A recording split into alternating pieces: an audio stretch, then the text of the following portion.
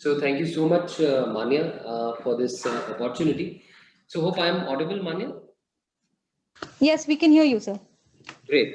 So from now onwards, I'll be very brief, and I know that since 1.5 hour, for 1.5 hour, more than 1.5 hour, we've been hearing about various strategies which are to be used for this NAFLD, and the responsibility which is given to me is to speak on what role a medical school or AIMS institution or PGIMER, Chandigarh, or institution like JIPMER can play in prevention and control of these NAFLD. So I'll be very brief. To tell you the truth, I was just discussing with my colleagues that June month is a very apt month for organizing this webinar or national webinar, because many leading organizations are actually observing this day, as Dr. Swasti Charan has already mentioned. And I was surfing through the net and I was able to find it out that 10th June is observed as World NASH Day, International NASH Day, by a leading organization. So roles is absolutely there. A role is to be played absolutely from institutions like AIMS and other medical schools. We all know there are four things actually a medical college is entrusted with, and these are medical education, patient care, research, and public health. So what I will do from now onward, I'll be taking one slide, one step, and will be sharing with you some of the experiences and how we think that NAFLD can be incorporated in these four pillars of medical education or medical colleges. So if you look at this medical education, I was wondering, and when I was discussing it with my colleagues, I found that NAFLD topic, though it's not that new, but in MBBS curriculum or nursing curriculum, that's not been mentioned very much in detail when I was a student or MBBS graduate some 26 years back. So I think it's the time when the topic of NAFLD or NASH can be included in MBBS or nursing curriculum. And to tell you the truth, it's to start with, like for example at AIMS Jodhpur, we observe every Saturday as unconventional learning experiences or UNCLE. So in that day, what we generally do is we observe it a completely unconventional day. We invite faculty from different departments and they sit together and we do integrated teachings, whether in terms of vertical or horizontal integration. So it's the time I believe when these kind of case studies, when we are inviting people from gastro-medicine, from medicine department, public health, pathology, radiology, they can sit together and then a kind of a case scenario or case-based studies can be taught to all these MBBS graduates or nursing graduates. So a small effort, but a big effort from the side of medical schools is needed, where these standardized cases, because there is a need to make these standardized cases, and these can be definitely contributed from different AIMS or different medical schools or nursing schools while teaching NAFLD cases to the students. Now, I was also going through different online resources because COVID-19 has given us a big opportunity to explore the internet, to explore online teaching facilities. I found that there are very many online courses which have been developed in Coursera, which talks about NAFLD. I think it's the time for institutions like ILBS, institutions like AIMS to develop these online courses. And these courses are not just meant for medical nursing graduates, but these are also meant for patients. When they are very customized information, because it's the time when a lot of infodemic has happened in COVID-19. So we know that it's the time when the organizations like ILBS, AIMS, and other medical schools can develop some online courses.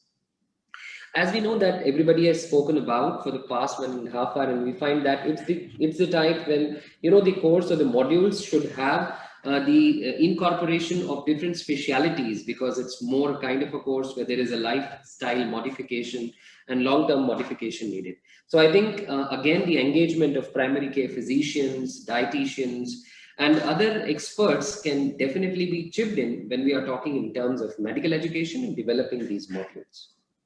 So this was my thought on medical education. Let's come to the second pillar of medical schools, and that is a patient care. And I think ILBS is the best example, which is supposed to be the best in India when it comes to the cases of dealing with the NAFLD cases. But it's the time again to develop state-of-art institutional regional-wise. I believe our director has very nicely mentioned in the morning, and Professor Kapil has mentioned that it's the time that other schools should also shoulder their responsibility of developing state-of-art units in medical colleges and developing these standard treatment protocols for NAFLD and NASH both.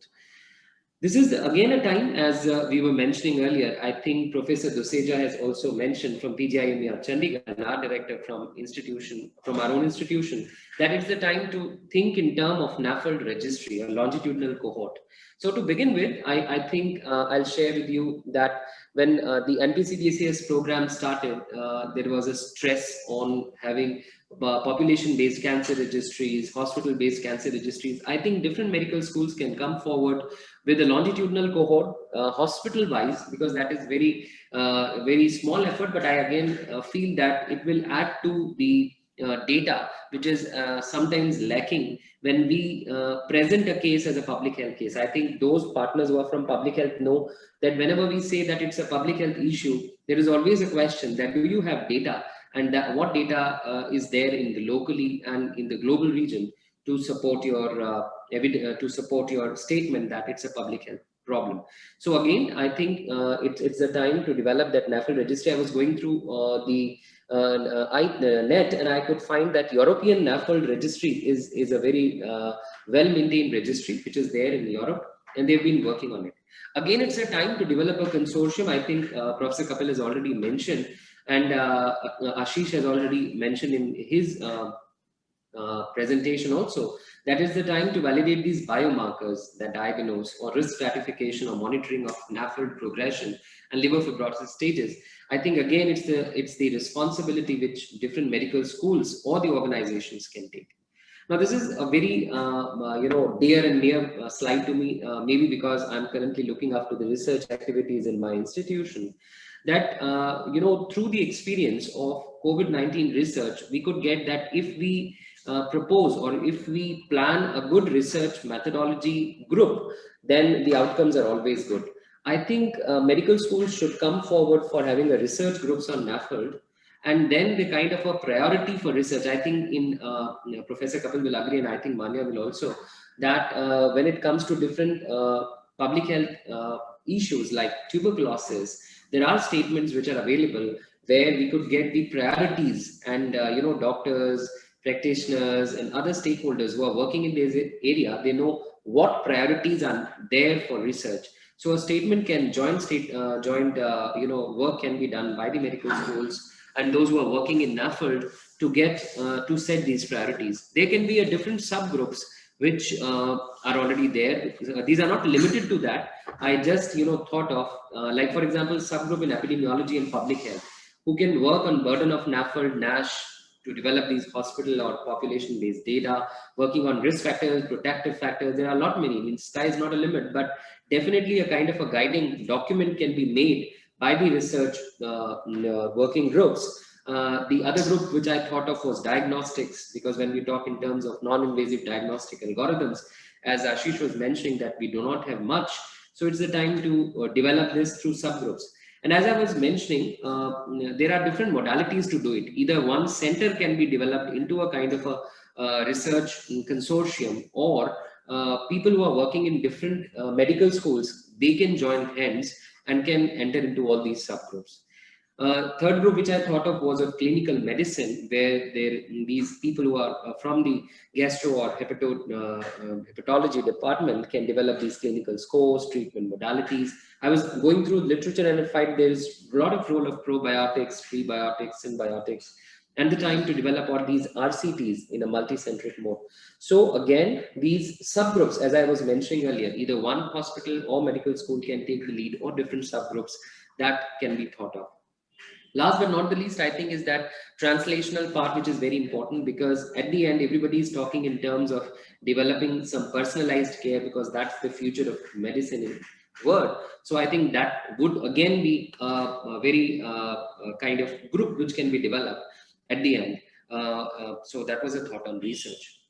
So last but not the least, as I was mentioning, the fourth pillar is public health. And when it is public health, I think because as today's webinar is more on the side of developing these population-based screening programs. So outreach activities, because every hospital is having, or every medical colleges are having these outreach clinics. So I think the family physicians, community medicine experts, can take the help of medicine, hepatomedicine or gastromedicine people to strengthen these outreach activities in terms of NAFLD. There are different implementing partners, as already it is a part of NPCDCS program. Again, a hand-holding, which I think medical schools are doing. And there are these winning stories in terms of anemia, in terms of tuberculosis, leprosy. I think similarly, the medical schools can contribute well in NAFLD also. I was also, going through these health technology assessment hubs, HTA. AIIMS Jodhpur is an HTA hub for this western region of India. So it's the time again to look for the cost effectiveness, because when it comes to public health, it's always a question whether there is a study which is, saying something on the cost effectiveness of non-invasive tests or different clinical therapies or pharmacotherapies.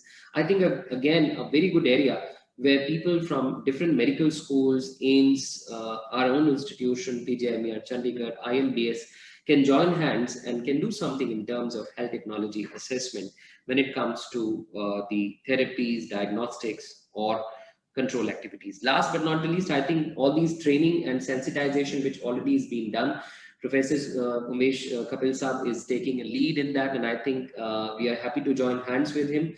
But at the same time, it's again, as I was mentioning earlier, it's a time to make small training modules, which are already in, I think, process. I am hoping that ILBS is also working in that area, and all those developing those IC materials, which are actually customized in different languages. I was going through WHO site, I was going through different sites, and could find out, yes, there are organizations who are developing these modules in local languages, converting them, it's a scientific material, into something which makes sense to the masses. So I think I'm done here, and with these all four things which come to my mind in terms of medical education, patient care. The third one was research and public health. So these were some of the thoughts from my side, where I think medical schools, and more so ever my own institution, would be happy to join hands with ILBS in this endeavor. So thank you so much for being a patient listener.